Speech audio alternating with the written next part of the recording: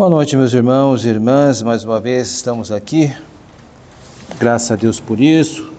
Hoje, dia 23 de abril de 2025, o Senhor tem estado conosco e tem permitido que estudássemos esse começo de ano sobre sermões, e nós estamos pegando uma série de sermões do Reverendo Sproul, um instrumento de Deus, grande autor, publicou muitas obras e também produziu sermões. Nós estamos utilizando uma série deles. Hoje o sermão é A Estrada para Emaús, título de Lucas, capítulo 24, verso 13 ao 35.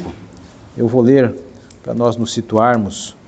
Lucas, capítulo 24, 13 ao 35. Naquele mesmo dia, dois deles estavam de caminho para uma aldeia chamada Emaús, distante de Jerusalém, 60 estádios. Iam conversando a respeito de todas as coisas sucedidas. Aconteceu que, enquanto conversavam e discutiam, o próprio Jesus se aproximou e ia com eles. Os seus olhos, porém, estavam como que impedidos de o reconhecer. Então lhes perguntou Jesus: que é isso que vos preocupa e de que ides tratando à medida que caminhais? E eles pararam entristecidos. Um, porém, chamado Cleopas, respondeu dizendo: és o único, porventura, que, tendo estado em Jerusalém, ignoras as ocorrências destes últimos dias? Ele lhes perguntou: quais? Explicaram: o que aconteceu a Jesus, o Nazareno, que era varão profeta, poderoso em obras e palavras diante de Deus e de todo o povo, e como os principais sacerdotes e as nossas autoridades o entregaram para ser condenado à morte e o crucificaram. Ora, nós esperávamos que fosse ele quem havia de redimir a Israel, mas depois de tudo isto, e já o terceiro dia, desde que tais coisas sucederam. É verdade também que algumas mulheres das que conosco estavam nos surpreenderam, tendo ido de madrugada ao túmulo, e não achando o corpo de Jesus, voltaram dizendo terem tido uma visão de anjos, os quais afirmaram que ele vive. De fato, alguns dos nossos foram ao sepulcro e verificaram a exatidão do que disseram as mulheres, mas não ouviram. Então lhes disse Jesus: ó nécios e tardos de coração, para crer tudo o que os profetas disseram, porventura não convia que o Cristo padecesse e entrasse na sua glória? E começando por Moisés, discorrendo por todos os profetas, expunha-lhes a seu respeito o que constava em todas as Escrituras. Quando se aproximavam da aldeia onde iam, fez ele menção de passar adiante, mas eles o constrangeram, dizendo: fica conosco, porque é tarde e o dia já declina. E entrou para ficar com eles. E aconteceu que, quando estavam à mesa, tomando ele o pão, abençoou e, tendo partido, lhes deu. Então se lhes abriram os olhos e reconheceram, mas ele desapareceu da presença deles. E disseram um ao outro: porventura não nos ardia o coração quando ele pelo caminho nos falava, quando nos expunha as Escrituras? E na mesma hora, levantando-se, voltaram para Jerusalém, onde acharam reunidos os 11 e outros com eles, os quais diziam: o Senhor ressuscitou e já apareceu a Simão. Então os dois contaram o que lhes acontecera no caminho, de como fora por eles reconhecido no partir do pão. Texto belíssimo sobre discípulos, a estrada de Emaús. Sproul, nesse sermão, irá fazer uma aplicação muito da experiência, diferente dos outros sermões. Ele agora vai apelar um pouco mais para a sua experiência pessoal. É interessante de fazer isso. Vai fazer o uso da etimologia da palavra no sermão. É interessante essa ferramenta que nos ajuda a entender. Usará também algumas métricas para que nós possamos compreender qual foi a extensão desse discurso e quanto tempo Jesus passou com aqueles discípulos. Ele divide em algumas sessões, nós vamos ver 4 delas. A primeira começa assim, com uma pergunta: você não sabe o que aconteceu? Lucas conta a história de 2 homens caminhando de Jerusalém para Emaús, uma viagem curta o suficiente, de cerca de 7 milhas, mas que levaria cerca de 1h30 em um ritmo normal. Enquanto caminhavam juntos em sua jornada, eles estavam discutindo um com o outro quando um estranho apareceu atrás deles e ouviu sua conversa. Lucas nos diz que o próprio Jesus se aproximou e foi com eles, mas seus olhos foram impedidos de reconhecê-lo. Ele fez uma pergunta: o que é essa conversa que vocês estão mantendo um com o outro enquanto caminham? Isso os parou em suas trilhas. Que conversas que estamos tendo? Você é a única pessoa em Jerusalém que não sabe o que está acontecendo nos últimos dias? Era como se eles dissessem a ele: onde no mundo você esteve? Jesus não respondeu a pergunta específica ou implícita de forma precisa e direta, mas se ele tivesse respondido a essa pergunta, acho que a resposta teria sido algo assim. Para a primeira pergunta, ele poderia ter dito a eles: eu sou a única pessoa na Terra que entende de forma abrangente tudo o que aconteceu nos últimos dias. Então, esse episódio da Estrada de Emaús é muito bem explorado por Sproul, sobre a estranheza para nós da situação. Jesus se aproxima e dá-se a entender que depois da ressurreição ele não era, como que eu posso dizer, reconhecido à primeira vista. Não é esse primeiro momento, não apenas agora com os discípulos de Emaús, mas também os irmãos vão lembrar que quando ele encontra com os discípulos na praia, eles também não o reconhecem de primeira face, de primeiro momento. Então, o texto não diz por que este tardiamento de interpretação da pessoa de Jesus.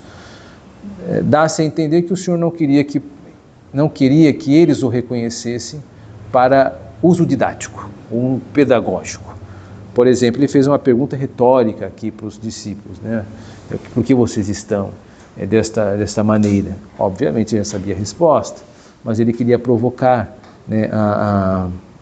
os discípulos. E importante é que Lucas também vai mostrando como Jesus vai se comportando depois da ressurreição, onde ele vai tangenciando, vai explorando como é que os discípulos tinham digerido essa sua ressurreição, porque afinal de contas ele ficou com mais 3 anos com eles e disse que isso ia acontecer, mas eles também não entenderam.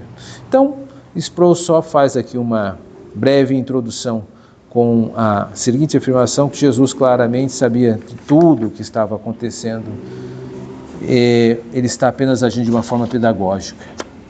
Seção 2, a repreensão de Jesus. Lucas não registra Jesus respondendo à pergunta que os discípulos levantaram, mas em vez disso ele os repreendeu.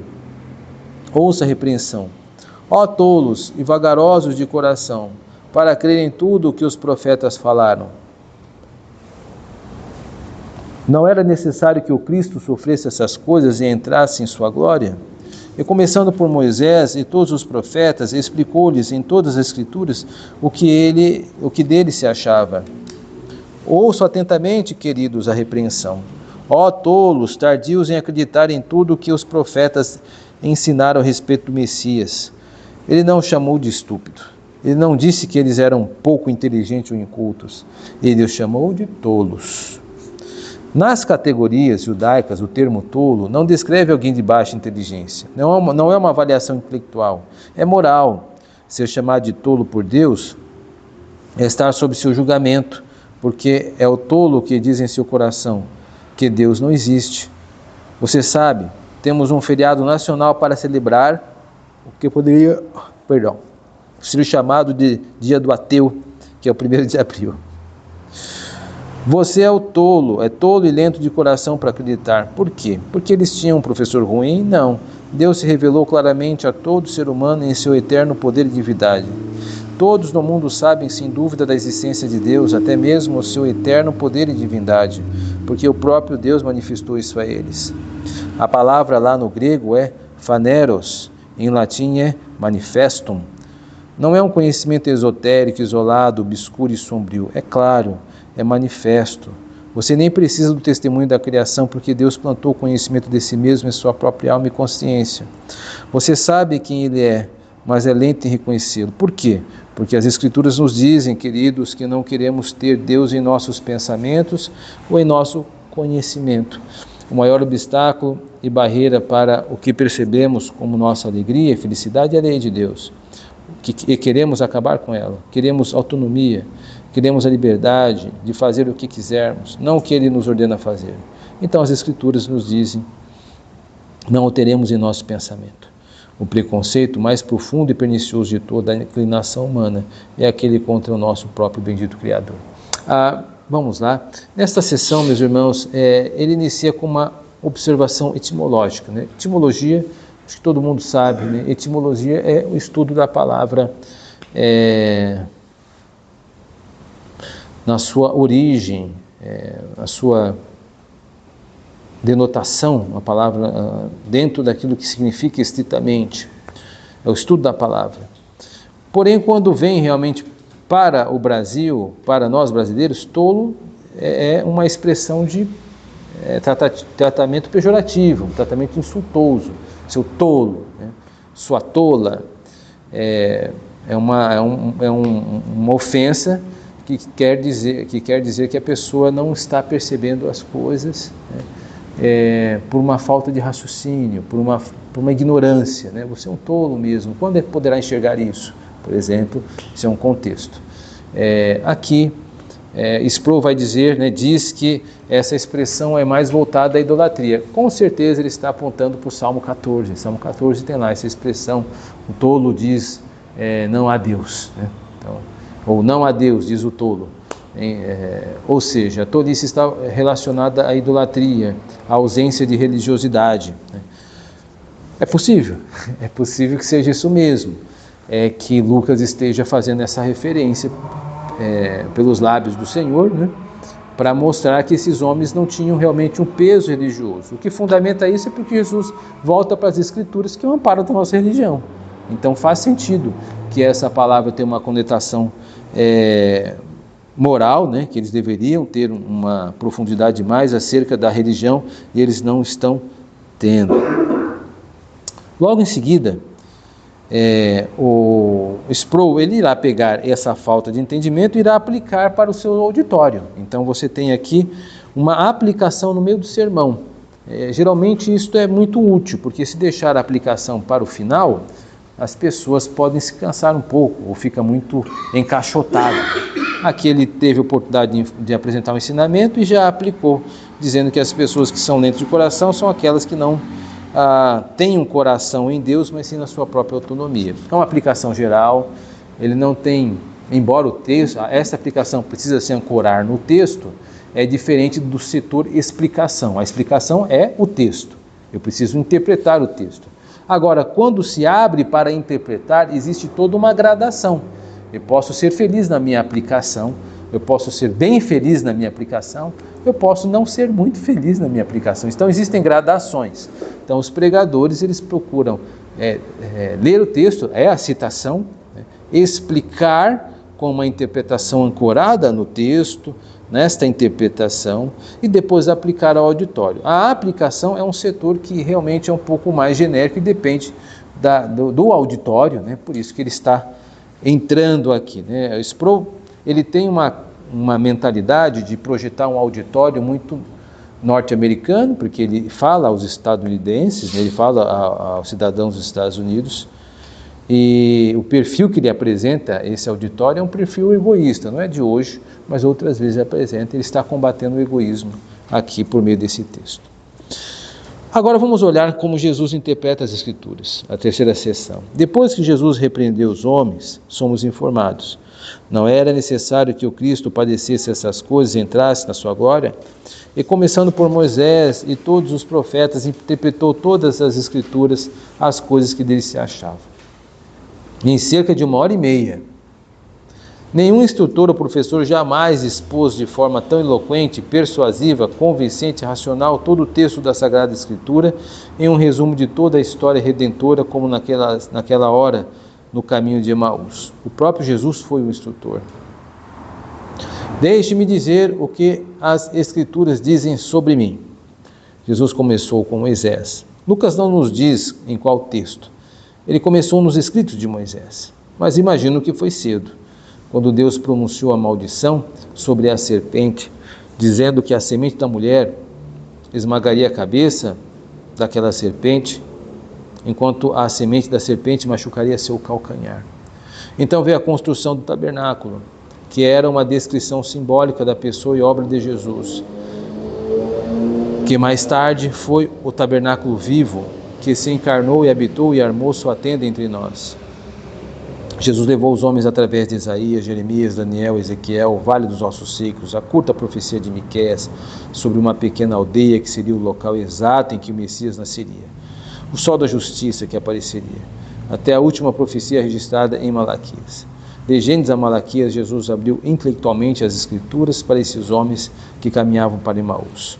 Observe que Jesus disse que todas essas coisas aconteceram por necessidade. Não foi por acaso que Judas traiu Jesus naquela noite. Não foi por acaso que os governantes sanguinários dos judeus conspiraram para destruí-lo. Essas coisas foram ordenadas desde a fundação do mundo. Eles tinham que acontecer, ou elas tinham que acontecer, melhor. Deus preparou 2000 anos de profecia para a informação de seu povo, mas quão lentos eles foram para acreditar em todas as coisas escritas nos profetas e na lei.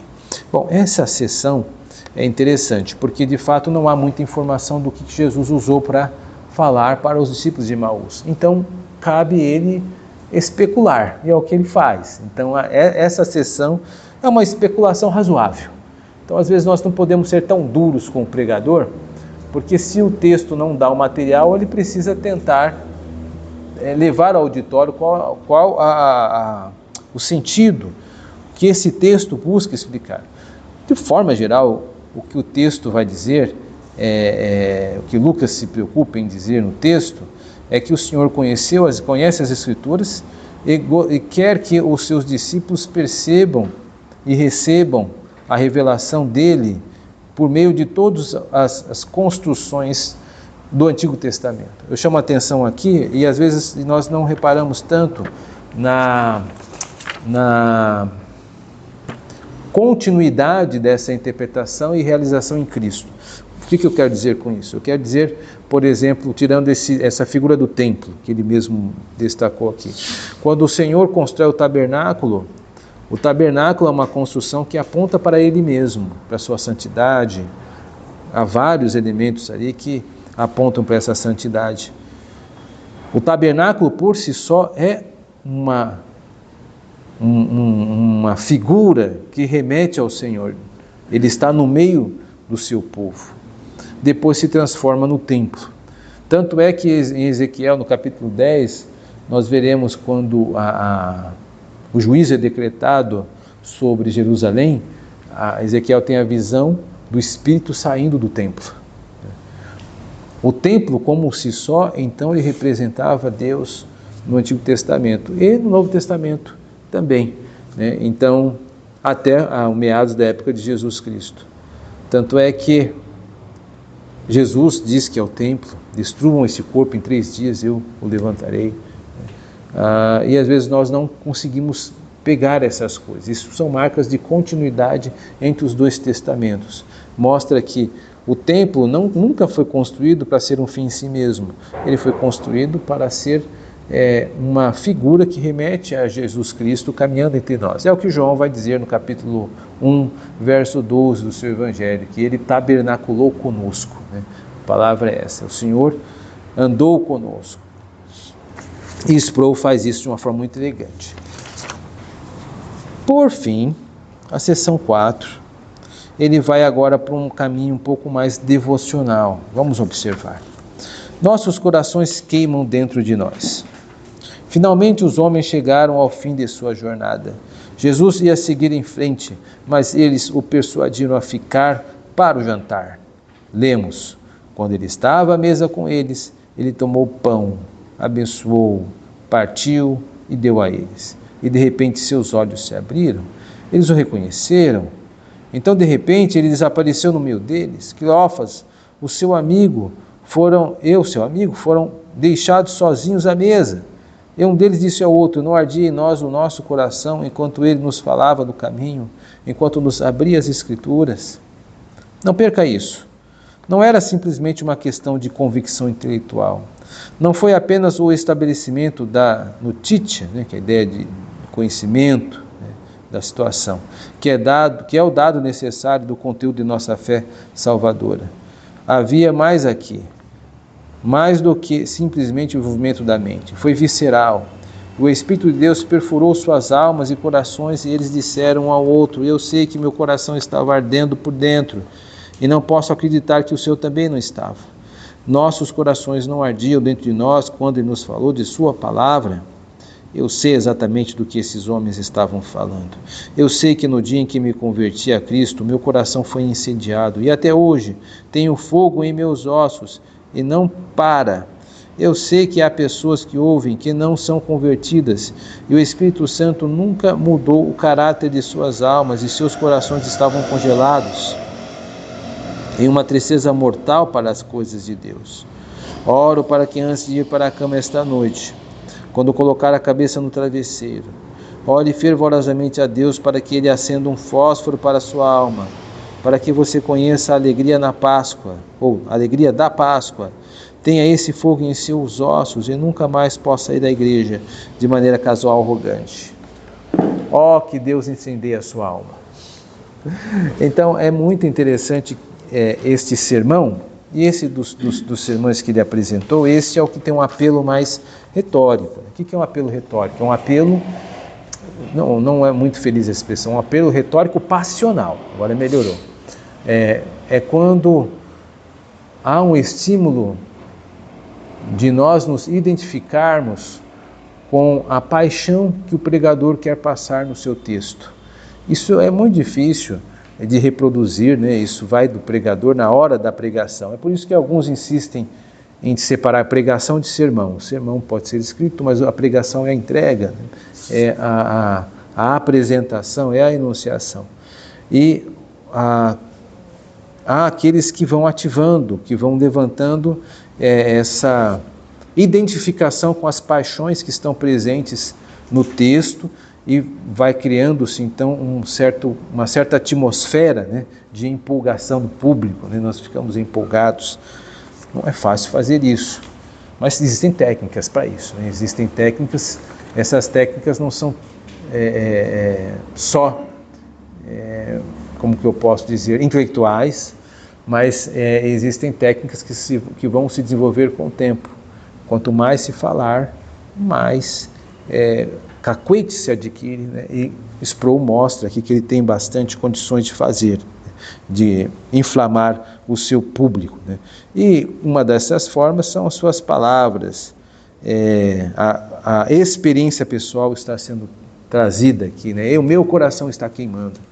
Então, quando o pregador diz, seu coração está queimando, logo nós também nos sentimos como se o nosso deveria queimar também. Então, isso é um sentimento que ele quer exalar.